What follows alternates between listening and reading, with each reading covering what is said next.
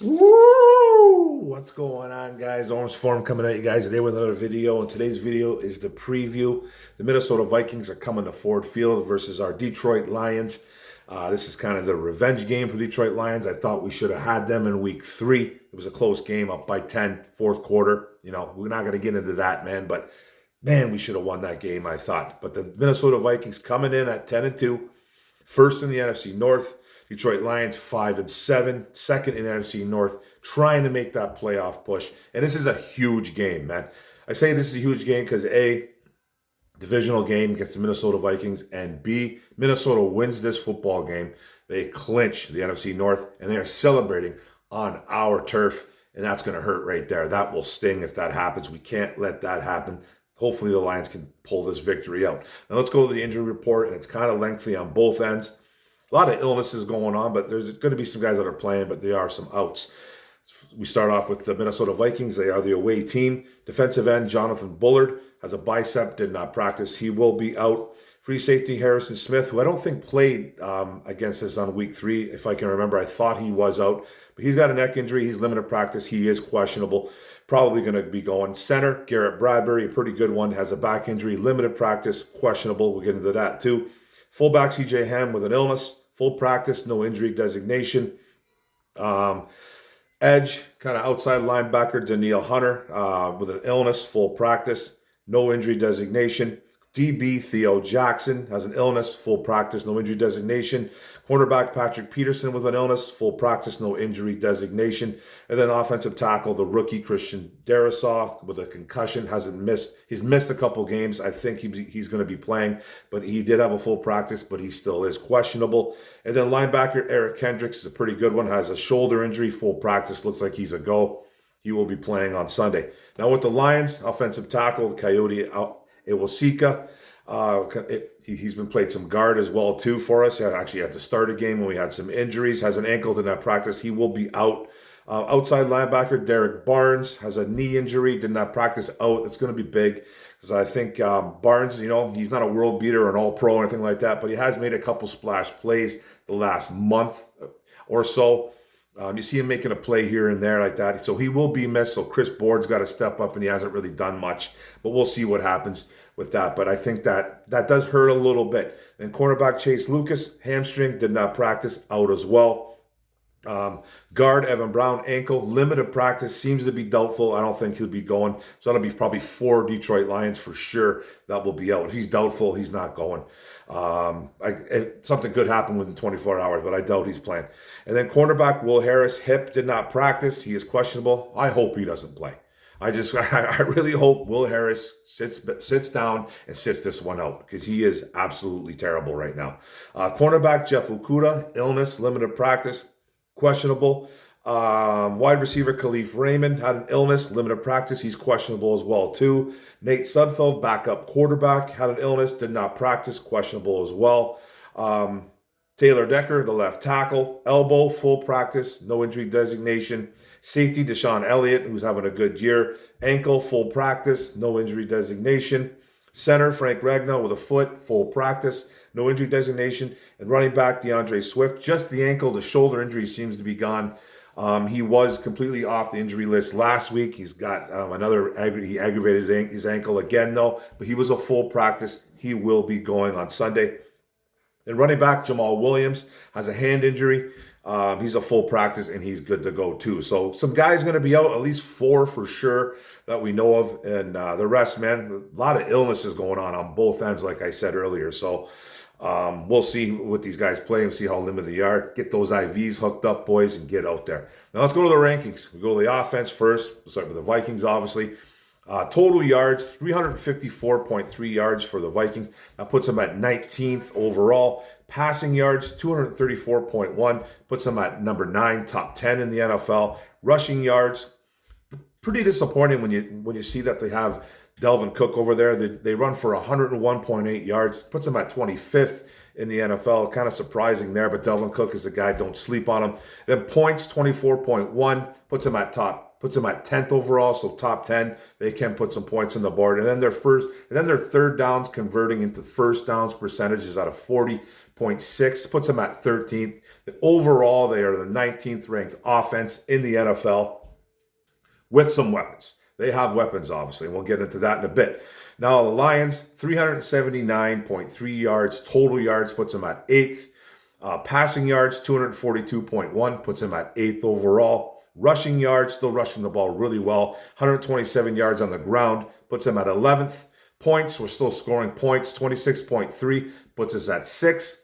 And then our third downs, converting those into first downs percentage-wise, is at a 42.8 percentage, puts them at 10, so top 10. And we are the overall 7th best offense in the NFL. Still one of the best offenses in the NFL. We put points on the board. We scare defenses.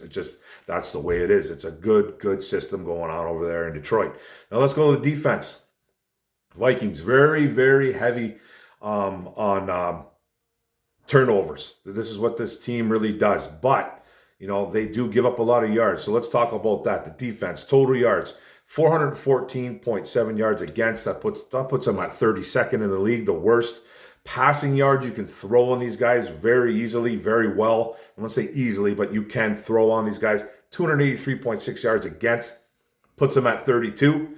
Rush yards, 115.1 yards a game, puts them at 16th. So about middle of the pack. Points you can score on these guys. They give up about 23.3 points a game, puts them at 22. And then they're stopping third downs into first downs. Their percentages there, they are 38.3%, put them at 13th, so better than average. So they do make some stops on third down. Overall, though, they're the 31st ranked defense in the NFL. This is two bad defenses going at it, but two defense that live and die by the turnover, especially the Detroit Lions over the last 5-6 games, and especially the Vikings over the whole course of the year. This is what these two defenses rely on, turnovers, and they've been getting them. So let's go to the Lions now. 414.2 total yards against, puts us at 31, still really bad. You can pass on us too, 252.5 yards a game, puts us at 27th. You can rush on us, 149.7 against, puts us at 28th. You can score on us, 27 points they give up a game, puts us at 32. And then 48.6 percentage-wise puts us at 31 with third downs converting into first downs. So we're not making a lot of stops. Lately, we have been making teams punt. And that overall, we're the 32nd ranked defense in the NFL. So that's 32nd ranked defense versus the 31st ranked defense. So two bad defenses, but two defenses that have been playing better as of late. Two defenses that rely on turnovers. That's basically what it is. Like, these rankings are pretty much never really going to change. They're going to be bad all year, but when you start playing better lately, things change a little bit. But it's two bad defenses, but two defenses that do rely on the turnover. That's bottom line right there. Now that Vikings roster, quarterback Kirk Cousins. Him and Jared Goff, if you go look at the numbers, are extremely similar quarterbacks. Two middle-of-the-road quarterbacks that are in pretty good systems that can, run the ball a little bit, even though they're having a bad year rushing the ball.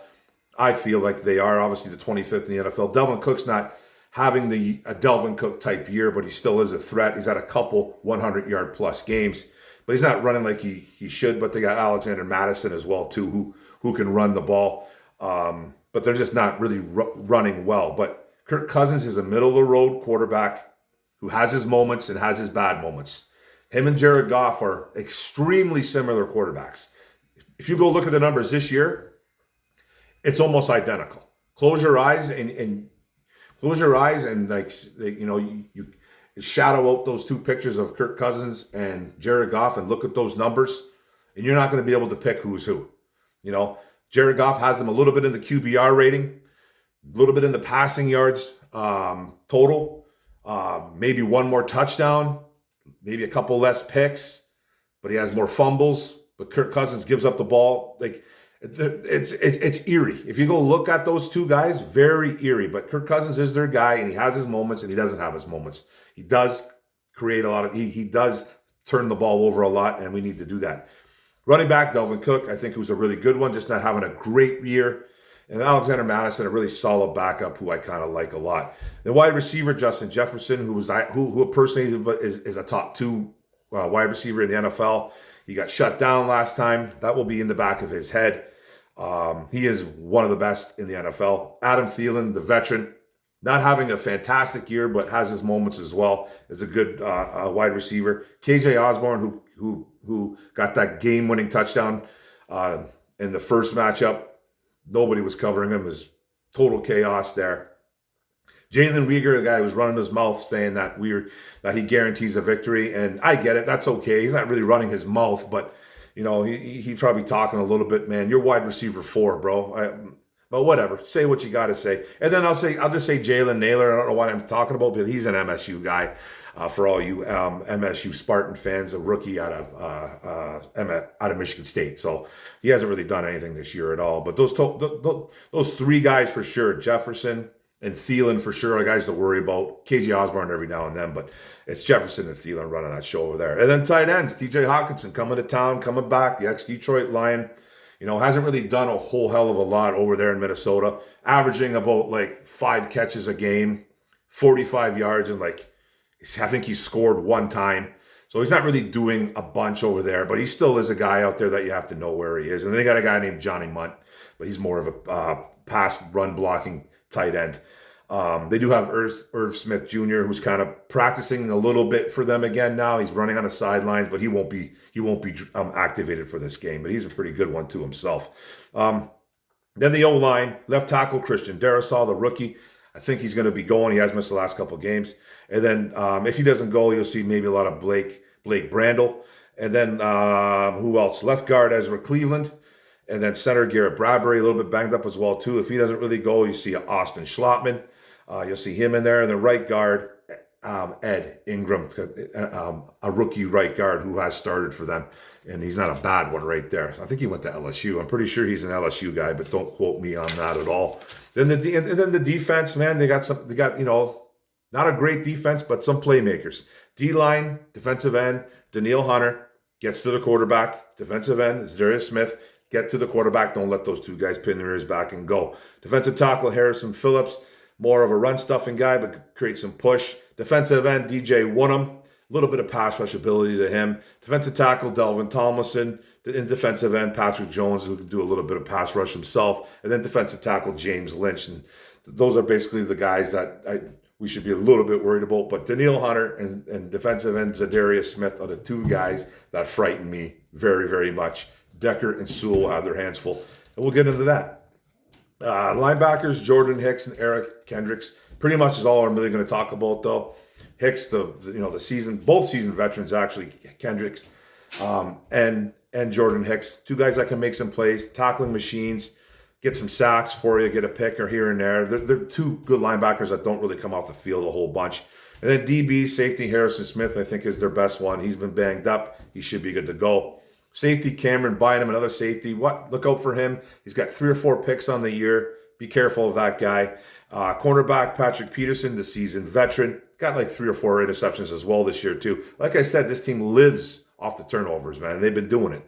Then cornerback Chandon Sullivan, an ex-Green Bay Packer. Kind of like their nickel guy. And then safety Josh Metellus, former Michigan Wolverine. He had a humongous game in week 3 against Detroit. There's something like 11 tackles, a pick, a sack or something. He just had a great game for the Minnesota Vikings, and he came to play, and he played really well. If you go look at their secondary, though, they got guys like Cameron Dantzler, cornerback Caleb Evans, cornerback Andrew Booth Jr., safety Lewis Seen, the rookie out of Georgia, all on the IR. So they're kind of banged up in that secondary. And they got guys filling in and out right there, but they're very banged up right now. Now let's talk about this Lions offense versus that Vikings D. Like I said, we have one of the top offenses in the NFL, okay? It's almost the same thing I'm kind of repeating. I say this every video. It's like I'm repeating the same thing. You can run on this defense. You can run a little bit on this defense. They are middle of the pack, though, but what you can really do well is pass the ball, and that's what we do well. You don't have to go deep all the time. I expect Jameson Williams to get in there. Get six, maybe six targets, get a few catches, get a little more acclimated this week than he was last week. He only had one target last week, two or three. I think maybe it was, no, two or three. I think it was 5 or 6 offensive snaps, mostly running the ball, kind of just being a decoy running. Only targeted once, like I said. I think he'll get a little more acclimated, but you can throw on these guys. I expect a lot of Amon-Ra St. Brown. I expect a lot of Josh Reynolds if he's healthy, which I think he is. I don't think he's not even on the injury designation, which is solid. Throw to the tight end a little bit. Use Swift, use Jamal, use some of those running backs, and maybe try and hit Jameson Williams. But this is a team you can definitely pass on. You can definitely score on. Two guys that really worry me on this Minnesota Vikings defense is Harrison Smith for sure, but Danielle Hunter and Zadarius Smith are two guys that will pin their ears back and come at you and destroy you. That's what they're seeking to do. They have about 16 sacks between the both of them. That's their job. They play the run a little bit too. They do, but what their job is getting to the quarterback, and Decker and Sewell are going to have their hands full on this one. And Decker's been playing lights out the last 5 weeks. There was a little graphic out there that he's been nothing short of spectacular. He is blocking his ass off for Jared Goff, not letting guys get to Jared Goff, playing well, and Sewell's playing well too as well. So it's good to be a good matchup with those 4 guys, man. Excited to see it. Hopefully the Lions come on top. But you can pass on this team, bottom line, and you can score on this team. Now, let's talk the Lions defense versus this Vikings O. Like I said, Kirk Cousins, he's kind of a doppelganger of Jared Goff. Not the strongest arm, not as mobile, maybe a little bit more mobile than Jared Goff, not by much, but he's a little bit more mobile. His arm's probably just as strong. I don't think he has a really strong arm, but he's got Justin Jefferson, who's, I think, one of the best in the league, and Adam Thielen, who gets it done, has been a Lions killer over the years, and you still got Delvin Cook and Alexander Madison. So bottle up. You're going to have to bottle up Delvin Cook and Justin Jefferson to even have a chance in this game. You know what I mean? We had this game last time. Don't want to get too much into it, but you shut down Justin Jefferson last time with the CUDA, some help over the top with the safety. I expect kind of the same kind of thing. Kirby Joseph, a lot more experience, not experience, but a lot more gameplay now going into week 14. That he was pretty green. I think he played in this game. I don't remember when Tracy Walker went down. I don't remember what game. Was it the first or second game? But Joseph was in this game, I'm pretty sure, and he was kind of, confused, lost. Didn't really know what's going on, man. Kind of thrown to the fire because Walker goes down. But he's been a lot more comfortable. I expect some help out of him. And then TJ Hawkinson. Don't really think TJ Hawkinson's going to kill this team. You always kind of you always worry about an ex-player coming from, Detroit, coming back into home, and just him going off for 8 catches, 117 yards, and 2 scores. I don't think that's going to happen. I expect guys like Anzalone, Deshaun Elliott, Kirby Joseph to be on TJ Hawkinson, and I expect them to be guarding him pretty well. Hawkinson's not a world beater. He's no all-pro. He's not. But he is capable of having a big game. But you shut down Justin Jefferson and you shut down Delvin Cook, and I think we have a really good shot. Aiden Hutchinson needs to get to the quarterback. You need to bang on Kirk Cousins. You need to get in his face. You need to make him feel uncomfortable. You need to get under his skin. And then he's prone to mistakes. He's thrown like 9 interceptions this year. Maybe a couple fumbles. I'm not really sure about his fumbles, but he's thrown 9 picks. He's prone to throwing away the ball. Just like I said, man, him and Goff are identical. We can argue. I'm sure I'll get someone in the chat saying, I can't even believe you're comparing. I'm not comparing the offenses. I'm just comparing the player. I'm just comparing the player. And they're 2 quarterbacks having good years, but they are still average quarterbacks, that are having really good years, that have weapons around them. And it's nothing. It's not shade. It's just that's what they are.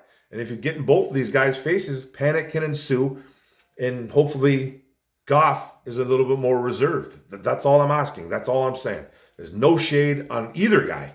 I'm just saying that's what they are, and it's just normal, and it's okay. But both quarterbacks are prone to making mistakes. You got to get into Kirk Cousins' grill, though. You got to get in his grill. And I think, man, and I'm never the type of guy to think that we're going to be drinking the Kool-Aid here, but I am thinking the Lions are winning this game. I'm picking them to win. Like I said, man, we had this game week 3. That's 2 months ago, whatever the hell that was, right? It was a long time ago.